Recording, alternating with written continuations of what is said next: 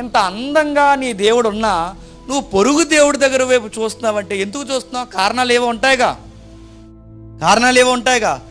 ఇంత యెహోవా ఇంత చక్కటి వాడు నీకుండగా పొరుగు దేవుడి వైపు నువ్వు చూస్తున్నావంటే సంథింగ్ నువ్వేదో చూస్తున్నావు. ఏం చూస్తున్నావు అంటే ముందు ఆ ప్రజలను చూసావు. ఆ ప్రజలను చూస్తే ఏమర్థమైంది? ఆ ప్రజలు బాగా సుఖపడుతున్నారు, బాగా తాగుతున్నారు, బాగా తింటున్నారు, బాగా ఎగురుతున్నారు, బాగా మత్తులో తూగుతున్నారు. వీళ్ళకి ఏమర్థమైందంటే మనం కూడా అలా బాగా తాగి చెప్పండి బాగా తిరిగి మనం బాగా ఎగరాలంటే ముందు వాళ్ళతో సహవాసం చేయాలని వాళ్ళతో సహవాసం చేస్తారు. వాళ్ళతో సహవాసం చేస్తే